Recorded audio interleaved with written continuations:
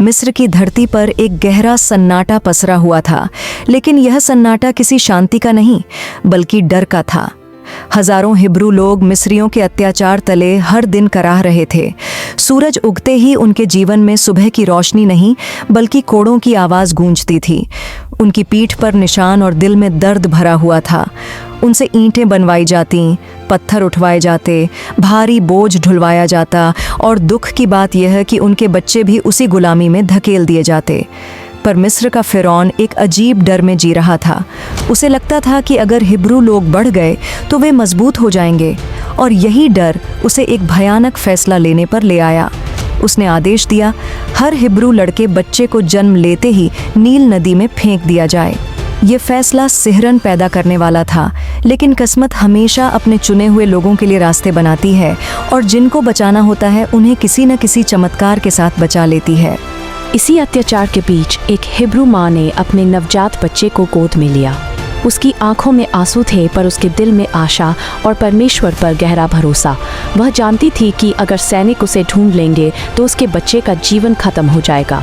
इसलिए उसने कांस की एक टोकरी बनाई, उसमें तारकोल लगाया ताकि पानी अंदर न जाए, और फिर कांपते हाथों से अपने मासूम बच्चे को उस टोकरी में रखकर नील नदी में छोड़ दिया। वह बच्चा मूसा था। टोकरी नदी के बहाव में आगे बढ़ती रही, धीमे शांत, मानो परमेश्वर खुद उसे दिशा दे रहा हो, और ये दिशा उसे सीधे मिस्र की राजकुमारी के पास ले आई।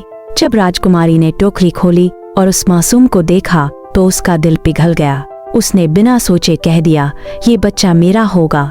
जिस बच्चे का भाग्य मृत्यु था उसे महल मिल गया, जिसे गुलामी मिलनी थी उसे राजसी शिक्षा मिली, और जिसे कोई नाम नहीं मिलना था उसे मिस्र ने एक नाम दिया, मूसा। मूसा बड़ा हुआ और उसके भीतर दो दुनियाएं पल रही थी। एक तरफ वो मिस्र का राजकुमार था, शान शौकत, महल, सत्ता, वैभव। दूसरी तरफ उसके अपने लोग, उसके खून के लोग, भारी गुलामी के बोझ में दबे हुए। एक दिन उसने देखा कि एक मिस्री सैनिक एक हिब्रू व्यक्ति को बेरहमी से पीट रहा है। मूसा का दिल फट गया, उसका गुस्सा उबल पड़ा। वह दौड़ा और उसने उस सैनिक को मार डाला। अगले दिन उसे एहसास हुआ कि ये बात छिपी नहीं रह गई। फ़िरौन को सब पता चल चुका था और मूसा की जान खतरे में थी, इसलिए उसे मिस्र से भागना पड़ा। मूसा रेगिस्तान की तपती धूप में दिनों तक चलता रहा। प्यास, थकान और अकेलापन उसकी साथी थे। लेकिन एक दिन वो एक कुएं पर पहुंचा, जहां कुछ लड़कियां पानी भर रही थी और चरवाहे उन्हें धक्का देकर दूर कर रहे थे। मूसा ने आगे बढ़कर उन लड़कियों की मदद की। वे लड़कियां यित्रो नाम के एक बुजुर्ग पुरोहित की बेटियां थीं।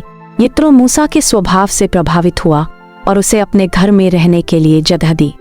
समय बीता और मूसा ने यित्रो की बेटी सिप्रा से विवाह कर लिया।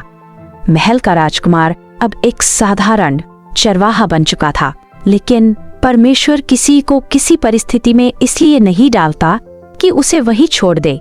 हर रेगिस्तान का एक उद्देश्य होता है। एक दिन मूसा अपनी भेड़ों को चराते चराते हौरेब पर्वत की तरफ चला गया। अचानक उसने देखा कि एक झाड़ी आग में जल रही है, पर अजीब बात यह, वह झाड़ी जलकर राख नहीं हो रही थी। ये दृश्य इतना अद्भुत था कि वो पास जाने लगा। तभी एक गूंजती दिव्य आवाज आई, मूसा मूसा। मूसा घबरा गया और धीरे से बोला, जी प्रभु। आवाज फिर आई, अपने जूते उतार दो, क्योंकि जिस जगह तुम खड़े हो वह पवित्र है। मैं उन्हें छुड़ाने के लिए उतरा हूँ, और तू मेरा दूत होगा। ये सुनकर मूसा डर गया। उसने कहा, मैं कौन हूँ? मैं ठीक से बोल भी नहीं पाता। लोग मेरी बात क्यों मानेंगे? परमेश्वर बोला, मैं तेरे साथ हूँ, और जहाँ मैं हूँ वहाँ डर की कोई जगह नहीं। यह दिव्य आदेश पाकर मूसा मिस्र लौटा। वह व्यक्ति जो कभी महल छोड़कर गुमनाम हो गया था, अब पूरे राष्ट्र की आशा लेकर लौटा था। उसका भाई हारून भी उसके साथ था। वे फ़िरौन के सामने खड़े हुए और बोले, यह वे इस्राएल के परमेश्वर कहता है, अपने लोगों को जाने दे। फ़िरौन हंस पड़ा, कौन सा परमेश्वर, और मैं उसकी क्यों सुनूं? और यहीं से शुरू हुआ इतिहास का सबसे महान संघर्ष। यह युद्ध राजनीति का नहीं था, न सैन्य शक्ति का, बल्कि परमेश्वर और अहंकार के बीच का संघर्ष। परमेश्वर ने मिस्र को चेतावनी देने के लिए 10 विपत्तियां भेजी। पहली नील नदी का पानी खून बन गया, दूसरी मेंढकों की भरमार जिसने घरों को भर दिया, तीसरी जूं, चौथी मक्खियां, पांचवी मवेशियों का नाश, छठी फोड़े, सातवीं भयंकर ओलों का तूफान, आठवीं टिड्डियों का हमला, नौवीं 3 दिनों का घोर अंधकार और 10वीं मिस्र के पहले जन्मे बच्चों की मृत्यु। हर बार मूसा ने कहा लोगों को जाने दो और हर बार फिरौन ने हट कर दिया, लेकिन अंतिम विपत्ति ने मिस्र की रीढ़ तोड़ दी। मिस्र भर में रोने की आवाज़ें गूंजने लगी। तब फिरौन टूट गया और चिल्लाया, जाओ अभी जाओ। लाखों हिब्रू लोग मिस्र छोड़कर निकल पड़े, लेकिन थोड़ी ही देर बाद फिरौन का दिल फिर कठोर हो गया और उसने अपनी विशाल सेना उनके पीछे भेज दी। सामने अंतहीन लाल समुद्र था और पीछे मिस्र की सेना। लोग डर से कांप उठे और मूसा से बोले, हमने तो कहा था हमें मिस्र में ही रहने दो। लेकिन मूसा ने आत्मविश्वास से कहा, डरो मत, आज तुम प्रभु का उद्धार देखोगे। उसने अपनी लाठी उठाई और समुद्र 2 हिस्सों में बंट गया। दोनों ओर पानी दीवारों की तरह खड़ा हो गया और बीच में सूखी राह बन गई। लोग उस रास्ते से निकल गए, लेकिन जब मिस्री सैनिक पीछा करने आए, समुद्र बंद हो गया। मिस्र का अत्याचार उसी समुद्र में डूब गया और इज़राइल की आज़ादी उसी समुद्र की लहरों से जन्मी। आजाद लोग आगे बढ़े और मूसा उन्हें सिनै पर्वत तक ले आया। वहीं परमेश्वर ने बिजली, बादल और तेज आवाज़ों के बीच मूसा को 10 आज्ञाएं दीं। वह नींव जिस पर आज भी दुनिया की कई सभ्यताएं खड़ी हैं। मूसा ने सिर्फ एक राष्ट्र को नहीं, बल्कि एक पूरी पहचान को दिशा दी। वह एक साधारण इंसान था, टूटा हुआ, संकोची, बोलने में कमज़ोर, पर कमज़ोर लोगों को ही परमेश्वर महान कार्यों के लिए चुनता है, क्योंकि वही दूसरों का दर्द समझते हैं।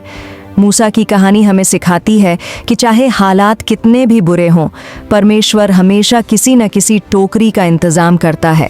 अगर जीवन में आग जल रही हो, तो वही आग परमेश्वर की आवाज़ बनकर आपको बुलाती है। अगर आपके सामने लाल समुद्र जैसा असंभव रास्ता हो, तो बस भरोसा बनाए रखिए, रास्ता अपने आप खुल जाएगा।